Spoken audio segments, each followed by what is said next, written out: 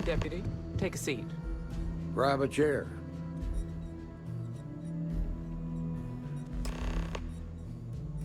While you've been in the field, we've had more reports about farmers being threatened and attacked. Unfortunately, some didn't survive. It's worse. It's tragic. How's your investigation proceeding? That's assuming he finds something useful. Otherwise, you'll be no better off than when you started.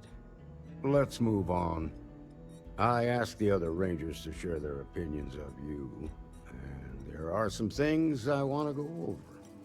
We'll start with Ranger Callow in Hopetown. She was grateful for your timely arrival, and impressed you had the guts to take on those pirates. Nia says you were respectful with Ron Hope and didn't push too hard. That shows me you were listening when I said to go easy on him. I can understand that. He can be uncompromising, but he looks after his people. Let's continue. We got a detailed report from Ranger Price about your recent visit to Neon. He said you took on a syndicate loan shark to help an informant. And you were right to do so. Helping people is our most important duty, even when you're conducting an investigation. You got results, and that's what matters most. Price was impressed by that. Said you really took the initiative. Ranger McMillan praised what she called your uncommon bravery and dedication.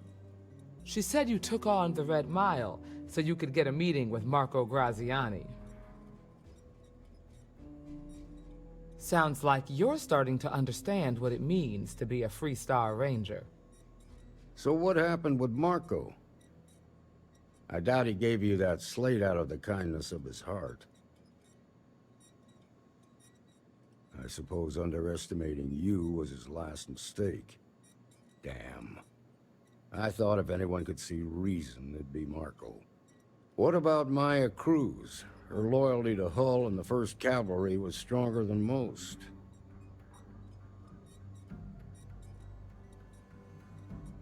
I guess I'd want the same thing if I were in her place.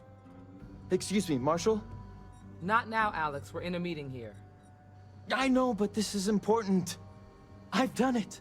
I've cracked the encryption on the slates. Now, I don't know exactly where the First are headquartered, but there are references to a place called the Factory. The Factory?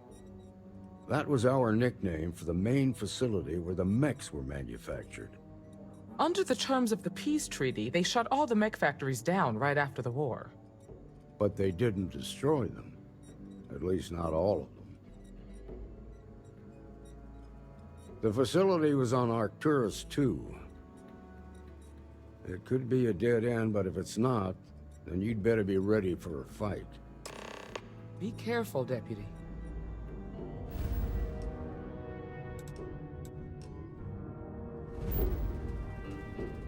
This'll be a quick, clean kill.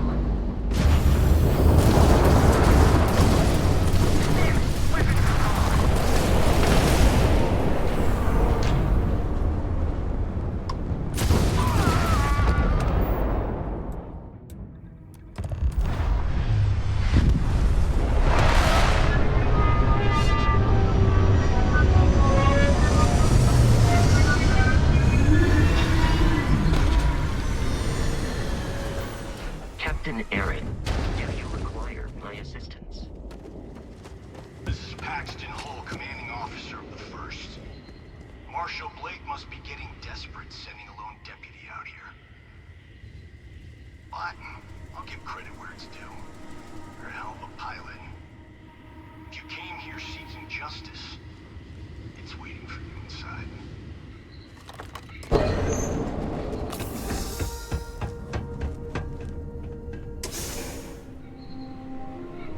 I'm a man of action.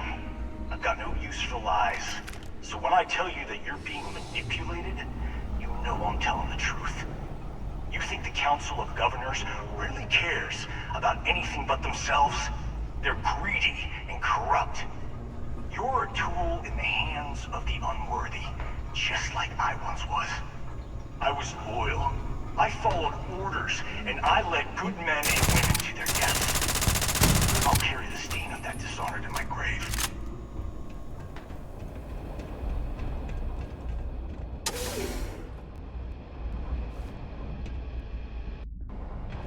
The 1st Cavalry was the greatest fighting force the Freestar Collective has ever seen. At the Battle of Nira, the 1st Cavalry was destroyed. Why? Because the generals got scared and asked for a truce. I've got no sympathy for cowards, or for the people who put them in power. I've also got no sympathy for those who do their bidding. And this means you. You come here seeking justice? Well, what about justice for my soldiers? Minutes away, minutes from winning the battle and the war, when the ceasefire order came down.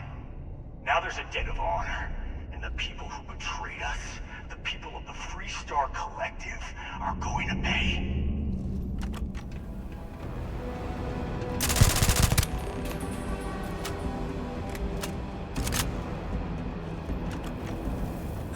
I can't believe it. You just took on some of the best mercenaries in the Freestar Collective and cut right through them. If we'd have had more like you in the war, we could have planted our flag in New Atlantis.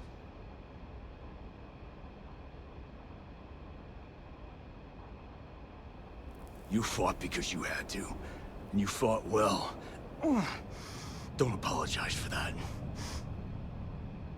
More importantly, you survived. Most soldiers don't.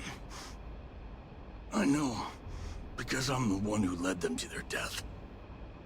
You don't know what it's like to look around and see the faces of warriors who trusted you to lead them as they die screaming.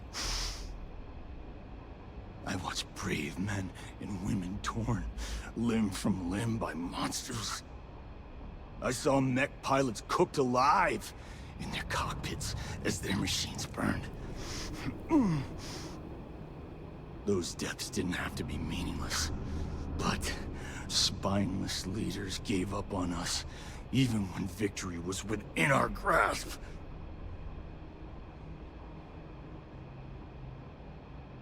You really want to know?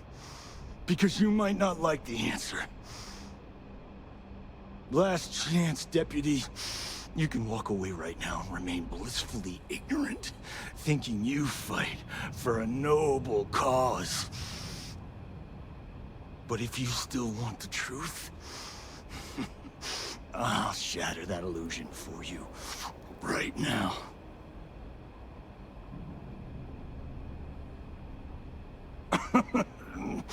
We'll see about that. Not long after I started the first, I was contacted by a man who said he represented someone wealthy and influential. I refused to work for a shadow client, so he agreed to set up a meeting. Imagine my surprise when Ron Hope showed up. He offered me a lucrative contract to take possession of certain farms throughout Freestar space. Sure I did. The money was good, but the payback was the real reward. If I could avenge my men, make some credits, and eventually expose a member of the council, well... That, my friend, is my definition of justice.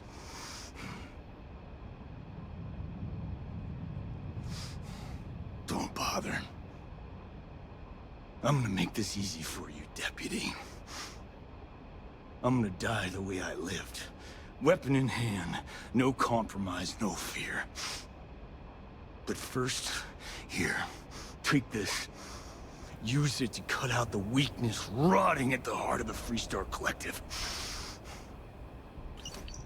When the next war comes, and it will come, the Collective needs to be strong. Now my unit's waiting for me, and I'm gonna report for duty one last time. Goodbye, Deputy.